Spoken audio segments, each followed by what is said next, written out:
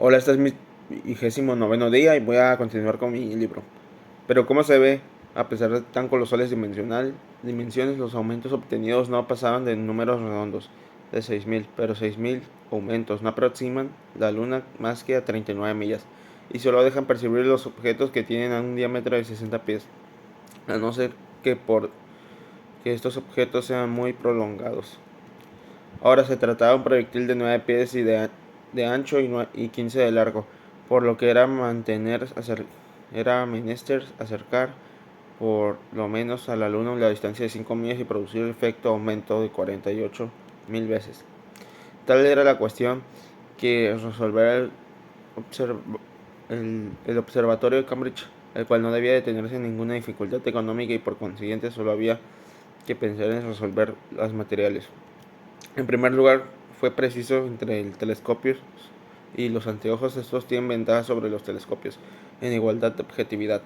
Permiten obtener aumentos más considerables porque los rayos luminosos que atraviesan las lentes pierden menos por la absorción que por la reflexión en el objeto metálico de los telescopios, pero el grueso que se puede dar en una lente es demasiado, porque siento mucho no deja pasar los rayos luminosos. Además, la construcción de tan enormes lentes es excesivamente difícil y se cuenta por años el tiempo considerable que exige. Pero aunque las imágenes que representan más claras los anteojos, ventaja inapreciable cuando se trata de observar la luna cuya luz simplemente es reflejada, se resolvió emplear telescopio, que es una de la ejecución más pronta y permite obtener mayor aumento, solo que como los rayos luminosos pierden una gran parte de su intensidad atravesando la atmósfera, el Gun Club determinó colocar el instrumento en una de las más elevadas montañas de la Unión, lo que había que disminuir de intensidad de las capas aéreas. En los telescopios, como hemos visto, el ocular, es decir, la lente colocada en el ojo del observador, produce el aumento, y el objetivo, que consiste en los aumentos más considerables, es aquel cuyo diámetro es mayor, así como también la distancia focal. Para agrandar 48.000 veces preciso era exceder singularmente en magnitud los objetivos de Herschel y Lord Rosse. En, es, en esto consistía la dificultad, porque la fundición de los espejos es una operación sumamente delicada. Afortunadamente, algunos años antes, un sabio del Instituto de Francia, Leon Foucault, había inventado un procedimiento que hacía muy fácil, muy pronta, la pulimentación de los objetos reemplazando el espejo metálico con objetos plateados. Basta fundir un pedazo de vidrio del tamaño que quiera y metalizarlo enseguida con una sal de plata, que este procedimiento cuyos resultados son excelentes, fue el adoptado por la fabricación del objetivo. Además, se le dispuso, según el método ideado por Herschel, todos los telescopios en el gran aparato del astrónomo Slow.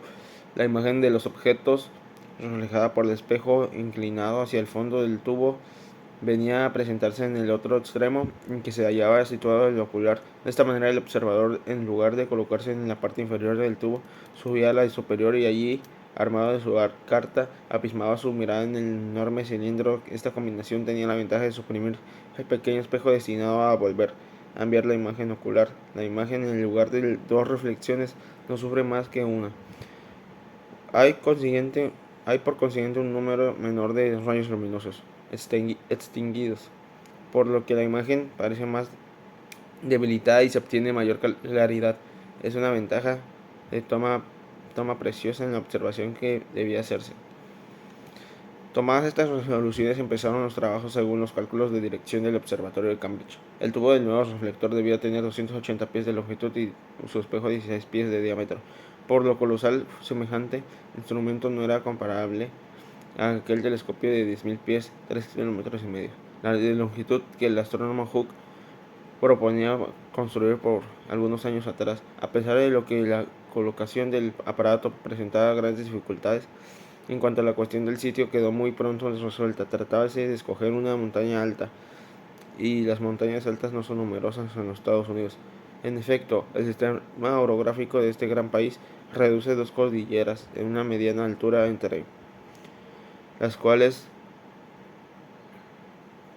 corre el magnífico Mississippi, que el americano llamaría el rey de los ríos, admitiéndose el rey cualquiera. Y al este se les levantaban los Alpaches, cuya cima más elevada en New Hampshire no pasa de 5.600 pies, lo que es muy modesto.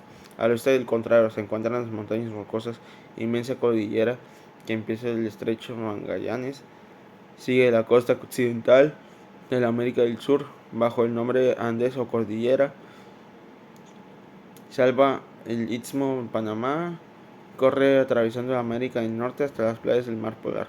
Estas montañas no son muy elevadas. Los Alpes o el Himalayas las mirarían con el más soberano desdén desde lo más de su altura. Su más elevada cima no tiene más que 10.700 pies. Al paso de Mont Blanc mide 14.430 y el Kanchenjunga en el Himalaya 26.776 sobre el nivel del mar. Pero con el Gun Club está desempeñado en el telescopio lo mismo que el Columbia se colocase en los Estados Unidos. Fue preciso contenerse con las montañas rocosas y todo el material necesario se dirigió a la cima de Long's Peak en el territorio Missouri. La pluma y la palabra no podían expresarse dificultades de todo género que los ingenieros americanos tuvieron que vencer, y los prodigios que hicieron su habilidad de audacia. Aquello fue un verdadero esfuerzo sobrehumano.